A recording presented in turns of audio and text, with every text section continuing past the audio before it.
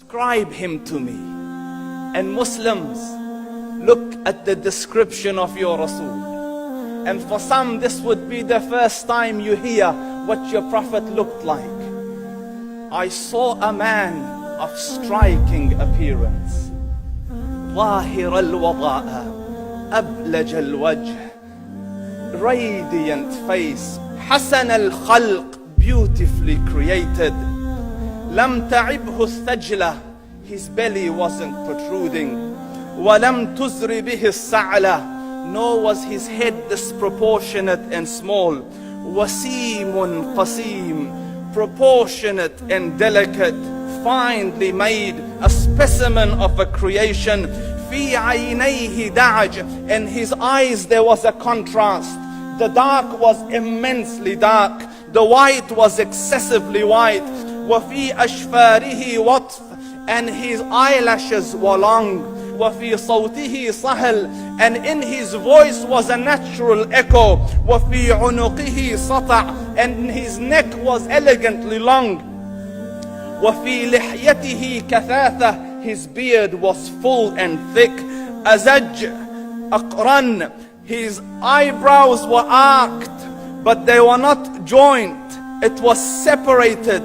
In summit فعليه الوقار, when he was silent, dignity covered him.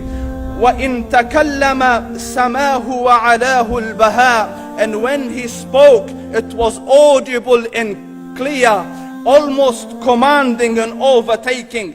أجمل الناس وأبهاهم من بعيد, from afar the most striking and outstanding in appearance. وأحسنهم وأجملهم من قريب, and when he came near, the best of them and the most handsome of them in closeness. حلو المنطق, such an exalted and sweet level of logic. Like when he used to speak, it was so coherently logical, it was smooth and easy to understand. فصل لا نزر ولا هذر, he was to the point, not excessive nor too short. كأن منطقه خرزات نظم يتحدرن, his logic, his utterances, his words were like jewels coming out of a necklace, calculated, polished, one after the other, it would flow magically. ربعة, he was medium in height.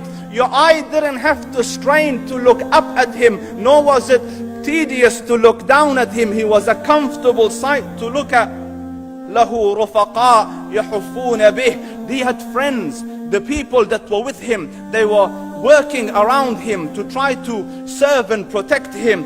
إن قال سمعوا لقوله, when he used to say something, they used to hearken to what he used to say. وإن أمر تبادروا إلى أمره, when he commanded, they used to compete to fulfill the command.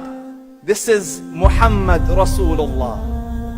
This is Muhammad Rasulullah. Anas ibn Malik says, he says, I came out one night, I came out one night, it was the full moon night.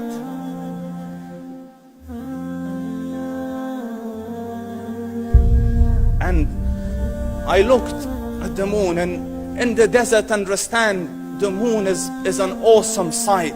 It is smooth, it is radiant, it is clear, it is gentle compared to the scorching sun at which they are used to. So the moon was the epitome of beauty. So he says, I came out at a full moon night and I looked at the moon and I saw it beautiful, handsome. So I said, let me go see if the moon is more handsome or my Prophet is more handsome. Let me see if that is more beautiful or the Prophet is more beautiful. So I went and I saw him standing afar. So I looked at his face and I looked at the moon, and I looked at his face, and I looked at the moon, and I looked at his face, and I looked at the moon, and he said, Wallahi, he was more handsome than the moon in its entirety. That is just the look of your Rasul. Aisha radiyallahu anha says, I was sewing with the needle, my needle dropped in the dark, I couldn't find it. I said, Ya Rasul, I can't find it. He moved his face close, and I swear, out of the radiance of his face, I found my needle. And The Prophet sallallahu alaihi wasallam was mind-bogglingly handsome, but his handsomeness was covered with waqar and jalal and haiba. The Sahaba say, when we used to sit at his feet, two feelings conflicting would come on the heart. The first one, you wanted to look at him. You wanted to behold the majesty of his face. And when you wanted to look up, shyness used to overtake you, so you used to look down. Amr ibn al-As says, I sat with him many times, but if you ask me to describe his face, I can't describe it. I wouldn't be able to look up to him ijlalan wa ta'zeeman. I couldn't look up at him. And that is why he didn't have the problems that Yusuf alayhi salam had. Because it was difficult to penetrate the awe and the splendor of the Rasul.